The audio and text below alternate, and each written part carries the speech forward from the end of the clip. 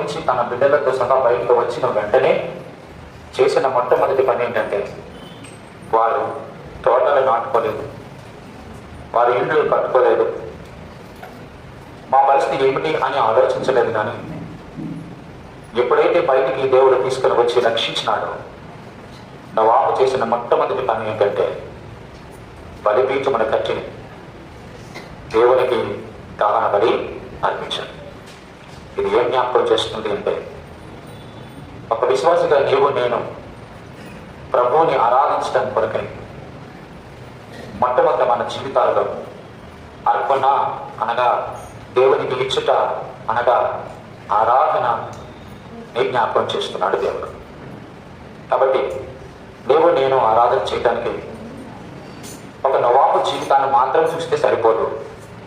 ఆ నోవాహు బ్రతకడానికి, రక్షించబడడానికి, వారి కుటుంబం బయటపడడానికి కారణమైనటువంటి ఒక ప్రత్యేకమైన వారిని గురించి ఆలోచించాలి. ఆ వారే లేకపోతే ఈరోజు నోవాహు లేకపోను. నోవాహు లేకపోతే నోవాహు నుంచి వచ్చిన షేము, హాము, యాపేతు అనేటువంటి ముగ్గురు కుమారులు లేకపోను. ఆ ముగ్గురు కుమారుల నుంచి ఈరోజు ప్రపంచమే లేకపోను.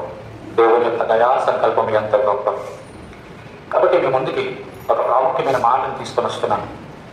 ఒక వ్యక్తి నిజముగా దేవునికి అర్పించాలి, ఆరాధించాలి అంటే రెండు విషయాలు గుర్తుంచుకోవాలి. మొట్టమొదటిది, నీవు ఆరాధన చేయడానికి కారణమైన దానిని జ్ఞాపకం ఉంచుకోవాలి. రెండోది, జ్ఞాపకం ఉంచుకున్న తర్వాత ఏదైతే నువ్వు ఆరాధన చేయడానికి దోహదపడిందో, సహాయం చేసిందో అది మాత్రమే కాకుండా దానిని గూర్చి నీవు అన్ని విధాలుగా గుర్తెరగాలి. అంటే దాని అర్థం, వాడలో ఉన్నటువంటి విషయాలు తెలిస్తే ఆ వాడ యొక్క గొప్పతనం ఏంటో తెలుస్తుంది. బయటకు వచ్చిన తర్వాత ఆ వాడ చేసే పనిని బట్టి నువ్వు ఆ వాడని కనపరచడంలో నీ ఆరాధన దాగి ఉందని మర్చిపోకూడదు. కాబట్టి నేను ఈ రెండు విషయాలు ఈ విధంగా చెప్పాలని ఆశపడుతున్నాను. ఒక వ్యక్తి ఆరాధన చేయాలంటే మొదటిగా అది ఏమై ఉందో ఎరగాలి. రెండవదిగా అది నీ జీవితంలో ఏం చేసిందో తెలుసుకోవాలి. మరొకసారి చెప్పనా, అది ఏమైందో ఎరగాలి. రెండవది, అది ఏమి నీకు చేసిందో తెలియాలి. ఇప్పుడు ఒక మాట చెప్తాను. ఈరోజు నోవాహు దహన బలిపీఠం మీద కట్టి దేవుని ఈ దహన బలి అర్పించడానికి కారణమైనది ఏది అని అంటే, ఏదండి? దేవుడు సిద్ధపరిచిన గోడ. చాలా విషయాలు ఉన్నాయి, నేను త్వరగా వెళ్తాను. మీరు చాలా త్వరగా పట్టుకోవాలి. చాలా రోజులు అయిపోయింది మీ దగ్గరికి వచ్చి పరిచయం చేసి. ఇప్పుడు దాసానికి అంత ఫోర్స్ లేదు, చాలా కొంచెం బలహీనంగా ఉన్నాను. కాబట్టి నేను నెమ్మదిగా చెప్పడానికి ప్రయత్నం చేస్తాను. మొట్టమొదటిగా ఓడల గురించి మనం అర్థం చేసుకుంటే కొన్ని విషయాలు ఇలా ప్రత్యేకంగా చెప్తాను. ఈ ఓడ యేసుక్రీస్తు ప్రభువాన్ని సూచిస్తుంది. ఈ ఓడలో యేసుక్రీస్తు ప్రభువాన్ని సూచించడానికి తూర్పు, పడమర, ఉత్తర, దక్షిణ అనేటువంటి 4 దిక్కులు ఎలాగైతే ఉన్నాయో, ఈ ఓడ యేసుక్రీస్తు ప్రభువానికి సాదృశ్యము అని చెప్పడానికి నేను 4 ప్రాముఖ్యమైన మాటలు చెప్తాను. మొట్టమొదటిది, ఓడ అనేటువంటి ఈ మాటలో నేను ఈ 4 విషయాలు ఇలా రాసుకోవడానికి ప్రయత్నం చేయండి. మొట్టమొదటిగా ఓడ మనకి ఏం జ్ఞాపకం చేస్తుంది అనేటువంటి మాటని మేము ముందుకి నేను తీసుకొస్తాను. ఓడలో చాలా ప్రాముఖ్యమైన విషయాలు ఉన్నాయండి. ఆ ఓడ మనకి గురించి తెలియకపోతే మనం యేసుక్రీస్తు ప్రభువారిని మనం ఆరాధించలేము. మొట్టమొదటిగా ఓడ ప్రణాళికతో నిర్మించబడింది. రెండవదిగా ఓడ సరైన విధానంలో చేయబడినది. మూడవదిగా ఓడ తను చేసిన పనిని బట్టి సిద్ధపరచబడింది. నాలుగవదిగా ఓడ ఆగిన స్థలమును గుర్తించదగినది. 4 మాటలు. మొదటిది ప్రణాళికబద్ధంగా చేయబడింది. రెండవది సరైన విధానంలో చేయబడింది. మూడవదిగా ఓడ ప్రత్యేకమైన పని కొరకు సిద్ధపరచబడింది. నాలుగవదిగా ఓడ ఆగిన స్థలము ప్రత్యేకమైనది. అర్థమైందా లేదండి? 4 మాటలు. యేసుక్రీస్తు ప్రభు వారిని ముంగుర్తుగా ఉంచిన ఈ ఓడ ఈ 4లో ఎలా సరిపోతాయో, ఎలా ఇమిడిపోతాయో మనము ఓడల గురించి తెలుసుకోకపోతే నీవు నేను ఏమి ఆరాధన చేయదు. నెంబర్ 1, ప్రణాళికగా సిద్ధపరచబడింది. సిద్ధపరచడం అంటే అర్థం ఏంటంటే 10వ తరగతి చదువుతున్నటువంటి పిల్లలు నేను 10వ తరగతి పరీక్షలు రాయాలి మార్చిలోనో ఏప్రిల్లోనో లేకపోతే ఫిబ్రవరిలోనో అనుకుంటే మొట్టమొదటిగా ఏం చేస్తారు వారందరూ చదువుకొని సిద్ధపడి ఉంటారు. ఈ ఓడ ఎప్పుడు సిద్ధపరచబడిందో తెలుసండి? అది వరకు నోవాహు సమయం వరకు, నోవాహు తరము వరకు, అప్పటికి 10 తరాలు. ఒక్కొక్క తరము బైబిల్లో రాయబడుతూ వచ్చింది. నోవాహుకు ముందు కాలం అంతా కూడా సుమారుగా 900 సంవత్సరాలు బ్రతికినటువంటి నేపథ్యం ఉంది. అంటే 10 తరాలు ఇంటూ 9 అంటే 90,000 సంవత్సరాలు ఆ యొక్క నీరు గడిచిపోయింది. క్షమించండి, 9,000 సంవత్సరాలు గడిచిపోయింది. మీరు బాగా గమనించండి. ఈ ఓడ సిద్ధపరచబడటానికి ఉన్నటువంటి ప్రాముఖ్యమైన ఉద్దేశం ఏంటంటే, ఏ నోవాహు, ఆ ఓడని నీ ద్వారా చేయించాలనుకుంటున్నాను అన్నప్పుడు ఆ నోవాహుకి ఆ ఓడ తయారు చేసుకున్నప్పుడు చెప్పినటువంటి ఒక మాట ఏంటంటే, ఈ ఓడ ఎందుకు తయారు చేయబడుతుందో తెలుసా? ఇదిగో, నేను నా కను దృష్టి నుంచి లోకాలంతా చూసినప్పుడు ఈ లోకంలో ఉన్నటువంటి మనుషులు ఏమైపోయారో తెలుసా? అందరూ చెడ్డోలైపోయారు. రెండోది, అందరూ చెడిపోయారు. మూడోది, అందరూ తమ మార్గాలను చేర్పేసుకున్నారు. కాబట్టి ఈ భూమి బలాత్కారంతో నిండిపోయింది.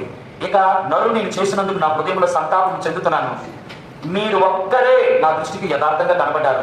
కాబట్టి మిమ్మల్ని మినహాయించి ఈ ప్రపంచం అందరినీ తుడిచివేస్తానని, అది వరకు ఎవరికి కూడా ఆ యొక్క జ్ఞాన వివేచన లేకపోతే ఆ యొక్క తలంపు ఎవరికి చెప్పక మునిపే దేవాది దేవుడు ఈ 8 మందిని రక్షించడం కొరకు, నోవాహు కుటుంబం రక్షించడం కొరకు దేవుడు ముందుగానే వారిని సిద్ధపరిచాడు. కాబట్టి ఇది ప్రణాళికతో చేయబడి సిద్ధపరచబడిన ఓడ.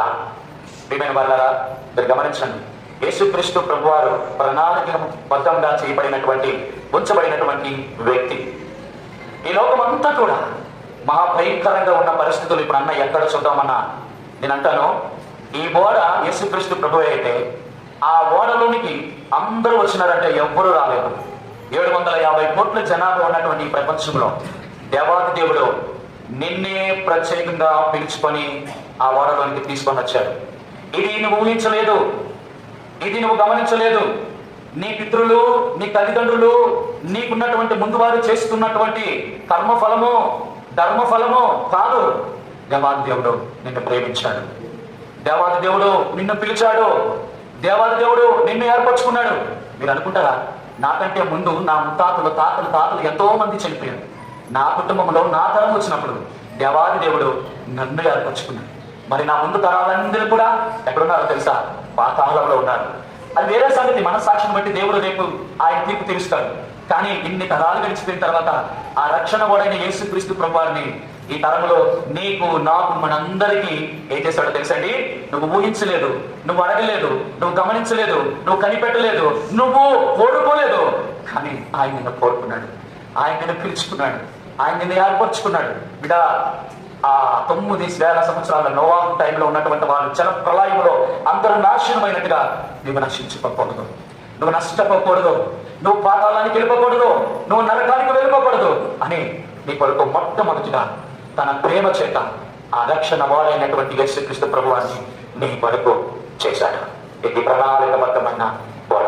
నెంబర్ 2. రెండవది విధానం. ఈ విధానం ఎటువంటిదంటే ఒక 5 మాటలు చెప్తానండి. మొట్టమొదటి, ఈ నోవాహు ఈ చేసినటువంటి వాడు, అది వరకు భూమి మీద ఎన్నో చెట్లు ఉన్నాయి, ఎన్నో రకాలైనటువంటి రాళ్ళు ఉన్నాయి, ఎన్నో రకాలైనటువంటి కర్రలు ఉన్నాయి. కానీ దేవాది దేవుడు చేసే విధానంలో, ఏ నోవాహు, నువ్వు ఏ కర్రతో, ఏ మ్రానుతో చేయడానికి లేదు. నువ్వు దేనితో చేయాలో తెలుసా? చితి సారకపు మ్రానుతో చేయాలి. చూడండి ఆ మాట 6వ అధ్యాయం తీస్తామా? 6వ అధ్యాయం చేసిన విధానం ఎలాంటిది? 14వ వచనం, 6వ అధ్యాయం 14వ వచనం. నీ కొరకు వాడను చేసుకున్నాము. దేవాది దేవుడు యేసుక్రీస్తు ప్రభువారికి ముంగుర్తుగా ఈ ఓడ దేనితో చేయబడిందంటే చితి సారకపు మ్రాను అంటూ అనగానే మాను ఎందులో నుంచి వస్తుందంటే చెట్టులో నుంచి వస్తుంది. చెట్టు దేనికి సాదృశ్యం అంటే మనిషికి సాదృశ్యం. ఎట్లా అంటే దుష్టులు ఆలోచకులు నడవక, పాపులు మార్గము నిలవక, అపహాసకులు కూర్చుండక, యెహోవా ధర్మశాస్త్రమునందు ఆనందించుచు దివారాత్రములు ధ్యానించువాడు అతడు నీటి కాలువ యోరన నాటబడిన అంటే you are directly compare to the tree. అంటే చెట్టుతో పోల్చబడినటువంటి వాడు. కాబట్టి యేసుక్రీస్తు ప్రభువారు ఈ లోకానికి వచ్చినప్పుడు ఆయన మనుష్య కుమారుడుగా వచ్చాడు. దేవుడు ఒక్కడే, దేవుడుకును మధ్యవర్తి ఒకడే, ఆయనే క్రీస్తు యేసు అను నరుడు. కాబట్టి ఈ నరుడు రాణు రూపంలో ఎలా వచ్చాడో చెప్తున్నాను. ఎటువంటి నరుడో చెప్పనండి. ఈ చితిసారకం రాణు కొన్ని వందల చెట్లు ఉంటుండగా ఆ చెట్టునే ఎందుకు ఈ వాడు తయారు చేయడానికి అడిగాడంటే 7 కారణాలు ఉన్నాయి, కానీ 2 కారణాలు చెప్తాను. మొట్టమొదటి, ఈ చితిసారకం రాణు అది పుచ్చిపోనిది. రెండవది, అది పాడైపోనిది. మూడవది, నేను కనబడుతున్నాను మీ అందరికీ రైట్. ఇది పుచ్చిపోనిది, అది పాడైపోనిది, అన్నిటికంటే ముఖ్యమైనది ఇది పురుగు పట్టనది. ఈ 3 అంశాలు మీరు జ్ఞాపకం చేసుకోండి. ఏమిటండి పుచ్చుకోవడం, ఏమిటి పాడైపోవడం, ఏమిటి ఈ పురుగు పట్టడం అంటారేమో. చెట్టు మానవుడైతే ఏ మానవుని యొక్క శరీరము ఇంతవరకు నాకు తెలిసి యేసు క్రీస్తు ప్రభు యొక్క శరీరము తప్ప పాడైపోకుండా పనికి మాలినదిగా ఏ శరీరము ఈ లోకములో లేదంటే తప్ప, నేను చెప్పను ఒక మాట, యేసుక్రీస్తు ప్రభు వారి యొక్క లేఖనాలు దైవ గ్రంథం సెలవిస్తూ ఉంది. పాడైపోవడం అంటే అర్థం ఏంటంటే ఈ శరీరము 33.5 సంవత్సరాలు ఈ లోకంలో ఉన్నప్పుడు యేసు ప్రభు యొక్క దేహము పాడైపోలేదు. అంటే అర్థం ఏమిటో తెలుసా? ఆయన పాపము లేని వాడిగా బ్రతికాడు, ఆయన పాపము చేయని వాడిగా బ్రతికాడు, ఆయన పాపము ఎరగని వాడిగా బ్రతికాడు. మన వలే మన ప్రధాన యాజకుడు మన బలహీనతల యందు అనుభవం కలిగిన వాడై ఉండి కూడా ఆయన నోటి ద్వారా, కళ్ళ ద్వారా, చెవుల ద్వారా, చేతుల ద్వారా, కాళ్ళ ద్వారా, అన్నిటికంటే ప్రాముఖ్యంగా తలంపుల ద్వారా ఆయన పాపము లేనివాడిగా ఉన్నాడు. ఇది పాడైపోకుండా ఉండడము అంటే. ఇది మొదటిది. ఇంకో రెండో అంశానికి వస్తే, చితిసారకం రాణుతోనే వాడని ఎందుకు తయారు చేశారు? ఎందుకు ఈ చితిసారకము రాణు యేసుక్రీస్తు ప్రభు వారికి ముంగుట్టుగా ఉందంటే అది కుళ్ళిపోదు. అది కుళ్ళిపోదు. పాడైపోవడం అంటే శరీరం ఈ లోకంలో బ్రతుకున్నంత వరకు యేసుక్రీస్తు ప్రభువారు అంత పరిశుద్ధముగా బ్రతకాలని అర్థం. రెండవదిగా ఈ యొక్క చితిసారకము రాణు కుళ్ళిపోకుండా ఉంది. దాని అర్థం ఏంటో తెలుసా? ఒక శరీరం ఎప్పుడు కుళ్ళిపోతుందంటే చనిపోయిన తర్వాతే కుళ్ళిపోతుంది. అవునా కదా? ఆ చితిసారకం రాణు కుళ్ళిపోయిన తర్వాత వచ్చేది ఏంటో తెలుసండి? కంపు. యేసుక్రీస్తు ప్రభువారి యొక్క సమాధిలో పెట్టబడిన తర్వాత ఆయన శరీరము కుళ్ళు పట్టలేదు. మీ లేఖనాలు మీ దగ్గర ఉంటే మీరు చదవగలిగితే చదవండి, లేదంటే కరెంట్ ఒకటి లేదు కాబట్టి ఆ వచనం మీకు జ్ఞాపకం చేస్తాను. ఇది చాలా ప్రాముఖ్యం. అపోస్తలుల కార్యములు 2వ అధ్యాయము 27వ వచనం. అపోస్తలుల కార్యములు 2వ అధ్యాయము 27వ వచనం. ఎందుకనగా నీవు నా ఆత్మను పాతాళంలో విడిచిపెట్టలేదు, నీ పరిశుద్ధుని గుళ్ళి పట్టలేదు. నేను చెప్పనా, నీ జీవితంలో నా జీవితంలో ఎప్పుడైతే ఈ శరీరంలో పరిశుద్ధతని మెయింటైన్ చేస్తామో ఆత్మకి ఇప్పుడు కూడా గుళ్ళి పట్టలేదు. మన ఆత్మ మాత్రమే కుళ్ళు పట్టదు, కానీ సాక్షాత్తు దేవాది దేవుడైన యేసుక్రీస్తు ప్రభువారు మరణించిన తర్వాత ఆయన శరీరము కుళ్ళు పట్టలేదు, ఆయన ప్రాణము కంపుకొట్టలేదు అనగా అర్థం. మూడవది, ఆయన ఆత్మ కూడా ఏం చేయలేదు, కుళ్ళు పట్టలేదు. ప్రియమైన వాళ్ళారా, యేసుక్రీస్తు ప్రభువారు చితిసారకం రాణులో దాగి ఉన్నటువంటి మర్మం ఇది 2. ఇంకా నేను 5 నేను చెప్పలేను, సమయం అయిపోతుంది. మూడవది నేను దాటిపోతున్నాను. మూడవది క్షమించండి. మొదటిది, సరైన విధానంలో దేనితో చేయబడ్డాడు? చితిసారకం రాణుతో ఆ వాడ తయారు చేశాడు. రెండవది ఏంటంటే ఆ ఓడని చక్కటి కొలతలు ఇచ్చాడు. ఏ కొలతలో తెలుసా? ఆ ఓడట దాని పొడవు 300 మూరలు, వెడల్పు 50, ఎత్తు 30. అంటే 3 దశలుగా యేసుక్రీస్తు ప్రభు వారిని చూపిస్తున్నాడు. పొడవు ఎందుకు 300 ఉంది, వెడల్పు ఎందుకు 50 ఉంది, ఎందుకు ఎత్తు 30 ఉంది? ఈ 3 కూడా తండ్రి అయిన దేవుడు ప్రభు అయిన యేసుక్రీస్తు ప్రభువారు పరిశుద్ధాత్మ దేవునికి కొలతలతో సమానం. కాబట్టి నేను ఇవన్నీ చెప్పలేను, కానీ ఈ 3టిని జ్ఞాపకం చేసుకోండి. అంటే అర్థం, తండ్రి ఇంత పొడవు, ఇంత వెడల్పు, ఇంత ఎత్తు, ఈ 3 రకాలైన విషయాలు జ్ఞాపకం చేస్తాయి. మొట్టమొదటిది 300 మూరలు. ఆ పొడవు ఎందుకు చేశాడంటే ఆ చితిసారకం రాణు యొక్క పొడవులోని తూర్పు పడమరకు ఎంత దూరమో, భూమికి ఆకాశానికి ఎంత ఎత్తో దేవా నీ ప్రేమ నా ఎడల అంత ఉన్నతముగా ఉన్నది. మొదటిది పొడవు ప్రేమను గుర్తు చేస్తుంది. ఇది తండ్రి అయిన దేవుడు, ఆ ప్రేమ కలిగిన దేవుడు యేసుక్రీస్తు ప్రభువారిని మనందరినీ ప్రేమించి ఆ ప్రేమ కలిగినటువంటి దేవుడు యేసుక్రీస్తు ప్రభువారిని కృపా సత్య సంపూర్ణుడుగా ఈ లోకానికి తీసుకొని వచ్చాడు. అది వెడల్పు. చూడండి, 300 ప్రేమ ఎంతకు దిగిపోయింది? 50 మూరలకు వచ్చింది. ఆ కృపా సత్య సంపూర్ణుడుగా నీ కొరకు నా కొరకు నా ప్రభు అయిన యేసుక్రీస్తు వారు నా ప్రాణప్రియుడు తనను తాను తగ్గించుకొని రిక్తుడుగా ఈ లోకానికి వచ్చాడు. మూడవది ఏంటో తెలుసా? యేసుక్రీస్తు ప్రభు ఈ లోకంలో పుట్టి పెరిగి జీవించి చివరికి ఎలాగయ్యాడో తెలుసా?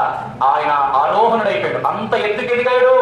ఇది ఎత్తు ఏమిటి? ఏం జ్ఞాపకం చేస్తుంది? మొదటిది ప్రేమ, రెండవది కృప, మూడవది నిరీక్షణ. దేవాది దేవుడు నిన్ను నన్ను కూడా ఆ యొక్క ఉన్నతమైన స్థలానికి తీసుకువెళ్ళేటువంటి దానికి గుర్తుగా ఉంది. చాలు ఈ తలంపులు. మొదటిది విధానంలో చిత్తిసారకపు బ్రాణం. దయచేసి నా మాటలు వినాలి. మీరు అటు ఇటు తిరగండి, ఆ పని వారు చేసుకుంటారు.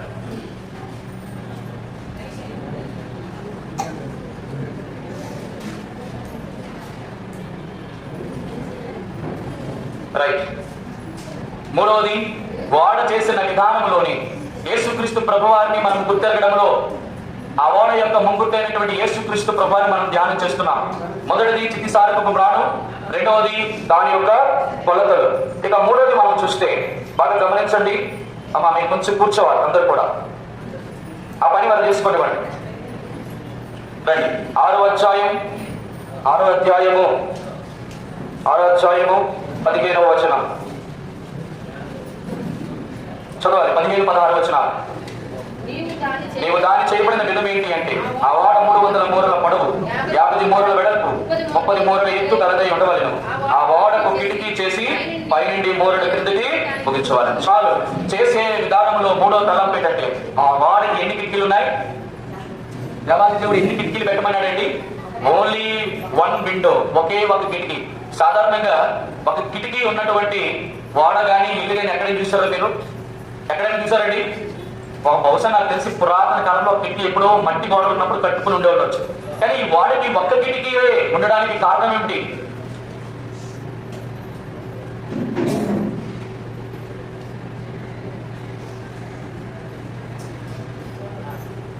ఒక్క కిటికీ మాత్రమే ఉండడానికి కారణం ఏమై ఉంటుంది అని అంటే, అసలు కిటికీ ఒక ఇంటికి కానీ ఒక వాడికి కానీ పెట్టడానికి కారణం ఏంటి? కిటికీ ఎందుకు పెడతాం? వెలుతురు రావడానికి, గాలి రావడానికి. ఇంకా చెప్పాలి. ఇంకా స్మెల్ రాకుండా ఉండడానికి. ఇంకా ఇంట్లో పొల్యూషన్ బయటకి లేక అదుపు పెడితే బయటకు పోవడానికి. అంతే కదా? ఇంకేమున్నాయా? రైట్. ఈ చిన్నసారి రాణుతో చేయబడినటువంటి ఈ వాడలో ఈ ఒకే ఒక్క కిటికీ ఉండడానికి కారణం ఏంటి అంటే, 3 ప్రముఖమైన అంశాలు మీకు జ్ఞాపకం చేస్తాను. మొట్టమొదటిది కిటికీ దేనికంటే, ఆ వాడలో, ఇంత పెద్ద వాడలో వెలుతురు గాని రావడానికి అసలు అవస్కారమే లేని పరిస్థితి. ఒకవేళ వెలుతురు రావాలంటే దేని నుంచి రావాలి? ఆ కిటికీ మాత్రమే, ఒక్కటి మాత్రమే దేవుడు ఏర్పరిచినాడు. కాబట్టి గమనించండి, చాలా డిస్టర్బెన్స్ వస్తుంది. కొంచెం మీరు కూర్చోవాలి. వాక్యం ఎత్తినప్పుడు దయచేసి మాకు అటు ఇటు ప్రచారం చేయకూడదు. మీరు ఎవరైనా లేట్ వచ్చి వాళ్ళకి ప్లేస్ ఇచ్చేయండి దయచేసి. వాళ్ళు మీరు కానీ మీరు వాళ్ళని కానీ డిస్టర్బ్ చేయరు. ఈ కిటికీలో ఉన్నటువంటి 3వ ప్రాముఖ్యమైన మాట ఏంటంటే, మొట్టమొదటిది అసలు కిటికీ దేవుడు ఎందుకు పెట్టాడంటే, ముందు ఆ యొక్క ఓడలో ఉన్నటువంటి 8 మందితో పాటు సకలమైనటువంటి జీవులన్నీ కూడా చెప్పాలి అంటే ప్రాణవాయువు అనేది వీళ్ళు వదిలింది బయటికి పోవాలి, వాళ్ళు లోపల తీసుకోవాలి కదా. కిటికీ మొట్టమొదటిగా ఏం జ్ఞాపకం చేస్తుంటే, మరణం నుండి జీవానికి నడిపిస్తుంది. నెంబర్ టూ అది వరకు ఓడ ఒకవేళ లోపల ఉన్నటువంటి మనుషులు కానీ, జంతువులు కానీ, అక్కడ పక్షులు కానీ ఏమైనా చూడాలంటే ఒకటే ఒక్క అవసరం ఏముందంటే, ఆ వాడికి ఇవ్వబడిన ఒక్క కిటికీ ద్వారా వెళ్తురు లోపలికి రావాలి. అంతకుమించి ఇంకేమి ఛాన్స్ లేదు. ఇది ఏం జ్ఞాపకం చేస్తుందంటే, ఆ కిటికీ చీకటిలో ఉన్న వారికి వెలుగు. దేవానికి స్తోత్రం. ఇది గమనించండి. అంటే మరణంలో ఉన్నటువంటి వారిని జీవంలో నడిపించడానికి, అంటే ప్రాణవాయువు. రెండోది చీకటిలో ఉన్నటువంటి వారు వెలుగులోనికి రావడం కొరకు. మూడోది ఏంటి చెప్పండి? పై ఉంచిన కారణం ఏంటి అంటే, దాని అర్థం ఏంటంటే, ఇది ఎప్పుడూ కూడా నా కిటికీ ఏం జ్ఞాపకం చేస్తుందంటే, మరణం నుంచి జీవము, చీకటి నుంచి వెలుగు. మూడోది ఏంటి అంటే, చూడండి, ఆ కిటికీ ఆ యొక్క బాడీని పైగా పెట్టడంలో ఉన్నటువంటి ప్రాముఖ్యమైన ఉద్దేశం ఏంటి అంటే, బయట ఏం జరుగుతుందో తెలియడం కొరకు నీకు అంతకు మించి ఏమీ తెలియదు. అంటే దాని అర్థం ఏంటో తెలుసా బిడ్డరా? మేము ఆ కిటికీ ద్వారా మేము చూసి, ఆ కిటికీ ద్వారా మేము గమనించి, అప్పుడు మేము ఇలాగా ఒకవేళ అది లేకపోతే బయట ఏం జరుగుతుందో మనకి తెలియకుండా ఉండకుండా దేవుడు తన భక్తులకి ఏమి తెలియపరచకుండా తను ఏమి చేయడానికి ఒక ప్రాముఖ్యమైన గుర్తు. ఇది ఏమిటి అంటే అర్థం ఏంటంటే, ఈ కిటికీ చూడడానికి మాత్రమే, ఏం చూడడానికి? బయట ఉన్నటువంటి విషయాలు చూడడానికి. దాని అర్థం ఏమిటి అంటే, విశ్వాసమునకు కర్త దాన్ని కొనసాగించి యేసు వైపును చూడటానికి. అంటే ఆ కిటికీ ముందు చూస్తూ లోపల ఉన్నటువంటి వారు, దేవా చీకటిలో ఉన్నటువంటి మాకు వెలుగును దయచేసావు, మరణంలో ఉన్న మాకు జీవాన్ని అనుగ్రహించావని చెప్పడం కొరకు ఆ కిటికీ ఉందండి. మొదటిది చూడటం కొరకు, రెండోది ప్రాణవాయువు బ్రతకడం కొరకు, మూడోది లోపల వెలుగు కొరకు. ఈ యేసుక్రీస్తు ప్రభువులో ఈ మూడు ఉన్నాయి. విశ్వాసం మనకు కర్తమైన యేసు వైపు చూడటానికి, రెండోది మరణంలో ఉన్న వారికి జీవం రావడానికి, మూడోది చీకటిలో ఉన్న వారికి వెలుగులో ఉన్న వారికి. ఈ రోజు నీవు నేను వెలిగించబడ్డాం. ఈ రోజు మనం అందరూ జీవంతో ఉన్నాం. ఏ జీవం ఇది? మరణం. ఏ మరణం అయితే అగ్నిగుండం అయితే, రెండో మరణం అయితే మన మీద తాండవం చేస్తుందో, అధికారం చూపిస్తుందో, ప్రభుత్వం చేస్తుందో, ఇక దాని మీద మనకి ఎటువంటి, మన మీద దానికి ఎటువంటి అధికారము లేదు. ఇది ఎన్నోదండి? మూడు. మొదటి ఏం చేశాను? చిట్టి సారకం. రెండు తలతలు, మూడు కిటికీ, నాలుగోది ఏంటో తెలుసా? ఆ యొక్క వాడికి ఒక్క తలుపే ఉంది. చూడండి ఆ మాట దాని కింద వచ్చింది. ప్రక్కనే ఉంచవలెను. ఎందుకు తలుపు? బయటికి వెళ్ళి చచ్చిపోతారా? ఆ తలుపు తీస్తే ఆ వాటర్లో ఉన్నటువంటి ఆ నీళ్ళంతా కూడా నీళ్ళు వచ్చేస్తుంది. కాబట్టి తలుపు ఏం జ్ఞాపకం చేస్తుంది అంటే, యేసుక్రీస్తు ప్రభువారు తలుపు ఏంటంటే, ఎవరైనా వాడలోనికి వెళ్ళాలి అంటే ఆ ఒక్క తలుపు మాత్రమే. ఇక్కడ కొత్తగా ఎవరైనా వచ్చి ఉంటే, ఈ రక్షణ అనేటువంటి వాడ యేసుక్రీస్తు ప్రభువారికి ముంగుర్తుగా ఉంది. నా ద్వారానే తప్ప ఎవడను పరలోక రాజ్యంలోకి కాక తండ్రి వద్దకు వెళ్ళలేడు. అంటే యేసుక్రీస్తు ప్రభువారు చెప్పిన మాట, నేనే మార్గం, నేను కూడా మార్గం అలా. అంటే అర్థమైందో తెలుసా? వాళ్ళు మార్గాలు కనిపెట్టారు, నేను మార్గం కనిపెట్టారని కాదు. అందుకే ఎఫెసీయుల రాసిన పత్రికలో చెప్పబడింది, ఈ మార్గం అట యేసుక్రీస్తు ప్రభువారి శరీరం యొక్క తెర ద్వారా చేశాడట. ఈ శరీరం ద్వారా చేయబడిన ఈ మార్గము ప్రతిష్ఠింపబడిన మార్గం, నూతనమైన మార్గం, అన్నిటికంటే ప్రాముఖ్యమైనది ఇది జీవము కలిగిన మార్గం అట. కాబట్టి ఈ తలుపు ఏం జ్ఞాపకం చేస్తుందంటే, యేసుక్రీస్తు ప్రభువారు తప్ప పరలోక రాజ్యానికి, ఆ ద్వారం ఉన్న తప్ప ఎవ్వరు పరలోక రాజ్యానికి వెళ్ళలేదు. ఈ రోజు నీవు నేను చనిపోతే మనం యేసుక్రీస్తు ప్రభువు దగ్గరికి, అనగా తండ్రి దేవుని దగ్గరికి, అనగా పరలోక రాజ్యానికి వెళ్ళడానికి యేసుక్రీస్తు ద్వారానే మనము వెళ్ళడానికి ఈ చిట్టి సారకం రానుతో చేయబడిన వాడ సాదృశ్యంగా ఉంది. ఇది విధానంలో ఉన్నటువంటి ఎన్నో మాట ఏంటి? 4. ఐదోది ఏం మిగిలింది చెప్పండి? వాడలోకి ఏం మిగిలింది? చిట్టి సారకం రాను, 3 కొలతలు, ఒక కిటికీ, ఒక నాలుగోది తలుపు. ఐదోది ఆ వాడ ఎన్నంతస్తుల వాడ చెప్పండి? ఎన్ని అంతస్తులు? కింద అంతస్తు, 2వ అంతస్తు, 3వ అంతస్తు. మొదటి అంతస్తు ఏం జ్ఞాపకం చేస్తుందంటే రక్షణను జ్ఞాపకం చేస్తుంది. 2వ అంతస్తు ఏం జ్ఞాపకం చేస్తుంటే పరిశుద్ధతని జ్ఞాపకం చేస్తుంది. 3వ అంతస్తు ఏం జ్ఞాపకం చేస్తుందంటే మహిమని జ్ఞాపకం చేస్తుంది. The three combination gives rise to Jesus Christ, the salvation, the sanctification, the glorification, all together made as a Jesus Christ as a perfect person in this world. ఈ ప్రపంచంలో ఒక సంపూర్ణుడైనటువంటి దేవుడు ఏ మహిమ కొరకైతే మానవుని తయారు చేశారో, ఆ మానవుడు తన మహిమని ఆ యొక్క సాతాను దొంగిలించిన కారణం చేత అవిధేయతతో, అవిశ్వాసంతో తన మహిమను కోల్పోయి, ఏ భేదం లేదు, అందరూ పాపం చేసి దేవుడు అనుగ్రహించి మహిమను పొందలేకపోతున్నారు. ఆ మహిమను యేసుక్రీస్తు ప్రభు ద్వారా ఈ 3 అంతస్తుల యొక్క వారిని నీకు నాకు అనుగ్రహించి, మొదటి రక్షణించి, తర్వాత పరిశుద్ధపరిచి, మహిమ వరకు నేను సిద్ధపరచడం వరకు ఈ వాడని సిద్ధపరచారు. ఇది సరైన విధానంలో యేసుక్రీస్తు ప్రభు వారికి ముంగుర్తుకున్న వాడ విధానం. 3వది ఏంటో తెలుసా? వాడ చేసే పని. ఏం చేశాడు? యేసుక్రీస్తు ప్రభువారు వాడైతే ఆ వాడ ఏం చేసింది? 7 విషయాలు ఉన్నాయి. ఒక 2 విషయాలు చెప్తాను సమయం అందుబాటులో బట్టి. మొట్టమొదటి, అందులోకి వెళ్ళిన వాళ్ళందరూ కూడా ఏమైనారు చెప్పాలి? ప్రచండమైనటువంటి వర్షం, అది వరకు లేదు. మీరు అనుకుంటారా ఏదైనా వర్షం చాలా రకాలుగా ఉన్నది, వాళ్ళు రక్షించబడ్డారు. ఎలా రక్షించబడ్డారు మీరు గమనించండి. బైబిల్ గ్రంథంలో నేను సమయం లేదు కాబట్టి త్వరగా, ఆ 8 మంది వారు వాడలోకి ప్రవేశించడం ద్వారా నీటి ద్వారా వాళ్ళు రక్షణ పొందారట. అదేంటండి నీటి ద్వారా రక్షణ పొందడం అంటే? మారు మనసు పొందిన వారు బాప్తిసం తీసుకుంటారు, రక్షణ పొందుతారు. అంటే అర్థమేంటి? ఇక్కడ నీళ్ళు ముంచబడలేదే మరి వాడ ముంచబడింది. ఎలాగో చెప్పరా? ఎప్పుడైతే యేసు తండ్రి అయిన దేవుడు తుఫాను అనగా వరద లేక ఆ యొక్క ప్రచండమైన వర్షం 2 దుఃఖాల నుంచి వచ్చింది. మొదటిది పైనుంచి ప్రచండమైన ఆకాశం తూములు వెప్పబడిన తర్వాత పైనుంచి వర్షం కురుస్తుంది ప్రచండంగా. అగాధం యొక్క లోయలో ఉన్నటువంటి తూములు లేకపోతే అగాధ జలాన్ని ఓపెన్ చేస్తే కింద నుంచి జలాలు, పైనుంచి జలాలు, తూర్పు పడమర ఉత్తర దక్షిణ మొత్తం నిండిపోయింది. ఈ వాడ ఎలా ఉందో తెలుసా? తేలుతూనే ఉంది. పైనుంచి ఉన్నటువంటి వర్షముతో నడుస్తుంది, కింద ఉన్నటువంటి జలాలు కిందనే ఉంది, ఇటుపక్క ఇటుపక్క మొత్తం అంతా కూడా ఆ వాడ దేనిలో ఉంది? నీటిలో ముంచబడి ఉంది. అంటే అర్థం ఏంటి? యేసు క్రీస్తు ప్రభువాన్ని నీవు నేను విశ్వసించడం ద్వారా, బాప్తిసం పొందుకోవడం ద్వారా ఆ 8 మంది కూడా ఏం పొందినారు? రక్షణ పొందారు. సహోదరుడా, యేసు క్రీస్తు ప్రభువారు ఆ వాడలో నేను ప్రవేశింపజేశాడు అనగా వాడు యేసు క్రీస్తు ప్రభువారు అయితే ఆ యేసు క్రీస్తు ప్రభులో నీవు బాప్తిసం పొందుకుంటే గలతీయులకు రాసిన పత్రికలో రాయబడి వచ్చింది, ఆయన ధరించిన వారు అనగా యేసు క్రీస్తుని నీవు ఆయన పెనవేసుకుని ఆయనలో ఉండడం కారణం చేత నీవు బాప్తిసం పొందుకొని నువ్వు రక్షణలోకి వచ్చావు. ఈ రోజు ఆ రోజు 8 మంది వాడలో రక్షించబడ్డారు. ఈ రోజు నీవు నేను కూడా రక్షించబడ్డాం. ఇది వాడ చేసిన మొదటి. రెండోది ఇంకో విషయం చెప్పనా? నువ్వు రక్షించబడడానికి ఆ వాడు ఏమైందో తెలుసా?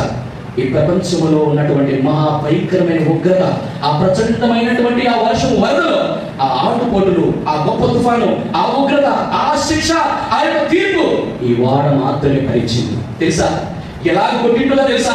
ఆ ఉగ్రత ప్రచండంగా వాడని ఎలా వచ్చుంటుందో తెలుసా? ఆ చిత్తి సారకంగా యేసుక్రీస్తు ప్రభువారు నీవు నేను చెల్లించవలసిన ఆక్రయము, నీ మీద నా మీదకి రావాల్సిన ఆ ఉగ్రత, ఆ శిక్ష, ఆ తీర్పు ఆ 40 రోజులు ఆ వాడలో మహా భయంకరమైనటువంటి ఆ ప్రచండ వర్షంలో కొట్టుతూ మిట్టుతూ కిందకి చేత మా భయంకరమైన వ్యాధి లభించిందంటే తప్ప వల్ల మన పాపాలన్నీ ఆయన భరించాడు. ఆ శిలువ రావణి మీద భరించాడు. ఎన్ని దెబ్బలు కొట్టారో నా యేసు క్రీస్తు ప్రభు ఆ గడ్డపు ఆ వెంట్రుకలు తెరికారు, ఆ వీపు మీద కొరడాలతో కొట్టారు, ఆ వీపంతా చీలుగా భూమి తిన్నట్టు తునేశారు. నా యేసు క్రీస్తు ప్రభువాన్ని ముండ్ల కిరీటం వేసి నొక్కితుంటే ఆ కడపలలోకి వెళ్ళి ప్రతి రక్తపు బిందువు కూడా నీ కొరకు నా కొరకు కాచాడు. ఆ మహా భయంకరమైనటువంటి ఆ శిలువ శ్రమను నీ కొరకు నా కొరకు చేతుల్లో మీ కొరకు దిగొట్టుకొని ఆ కాళ్ళ ద్వారా దిగొట్టుకొని మీకు తెలుసలేదో ఆఖరికి తన ఒంట్లో ఉన్నటువంటి ఆఖరి రక్తపు బొట్టు కోసం తన గుండె దగ్గర ఉన్న చివరి నీటి బొట్టు కూడా నీ కొరకు కాచాడు. అది తీర్పు, అది ఉగ్రత, అది శిక్ష నీకు రావాల్సింది. ప్రభు చేయకపోతే ఈరోజు నేను అదే వాడలో నేను అందరూ అయ్యా రవాహు తలుపు తీయయ్యా అరిచాడు అర్థ ధ్వనులు. ఆ కేకలు నాకు వినబడట్లేదు. నా యేసుక్రీస్తు ప్రభువారు కలవలసి ఆయన కాచిన రక్తం ఎంత జాగ్రత్తగా ఆడాడు నా యేసు ప్రభు. ఆ ఎండలో నీ కొరకు నా కొరకు వెళ్ళి చేతులు అయ్యా మీరేం చేస్తున్నారు, మీరే నా యేసుక్రీస్తు ప్రభు అలాగే నీ కొరకు నా కొరకు ఆయన శిక్ష భరించబడితే ఈ పరిస్థితి నా పరిస్థితి ఏంటి? ఈరోజు ఆ వాడ రక్షించేదిగా ఉంది, దేవుని యొక్క ఉగ్రత శిక్షకి తీసుకునేదిగా ఉంది. ఆఖరిది ఏంటో తెలుసా? ఆఖరిది ఆ అరారాతు కొండ మీద చివరిగా వాడొచ్చి నిలిచింది. ఆ అరారాతు కొండ ఏంటో తెలుసా? పరలోక రాజ్యం. ఆ అరారాతు కొండ ఏంటో తెలుసా? సియోను కొండ. ఆ అరారాతు కొండ ఏంటో తెలుసా? పరలోక యెరూషలేము. ఇప్పుడు అన్ని సమస్తము అందరూ చనిపోయారు. ఆ వాడలో ఉన్నటువంటి మనుషులు, ఆ వాడలో ప్రవేశించిన జంతువులు, పక్షులు అన్నీ కూడా ఆ రాత్రి ఉంది. అంటే అది ఏంటో తెలుసా? నువ్వు సురక్షితమైనటువంటి స్థలంలో ఉన్నావు, అదే పరలోక రాజ్యం. దీని వల్ల నా యేసుక్రీస్తు ప్రభు వారు నేను సురక్షితమైన ప్రదేశానికి తీసుకువెళ్ళాడు. ఆరాధన చేస్తావా? నీ ప్రాణప్రియుడైన యేసుక్రీస్తు ప్రభు చేసిన త్యాగాన్ని గుర్తించగలవా? గుర్తిస్తే హృదయపూర్వకంగా ఆరాధన చేసి నీ దహన బలిని, నీ అర్పణను, నీ కృతజ్ఞతాస్తుతులు నీ దేవాది దేవుడైన యేసుక్రీస్తు ప్రభువారికి మనం అందరం అర్పించుకోగలగాలి. ఆమేన్.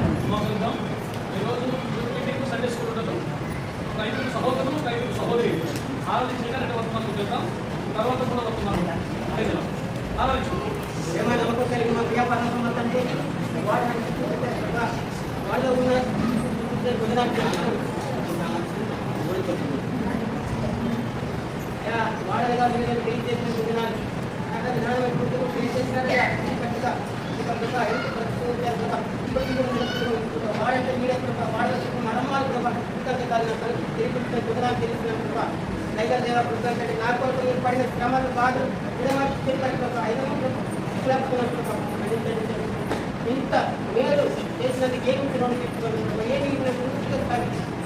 దేవుడు పట్టుకున్నాము 50 సమర్పిస్తున్నాం పలుకుతుంది.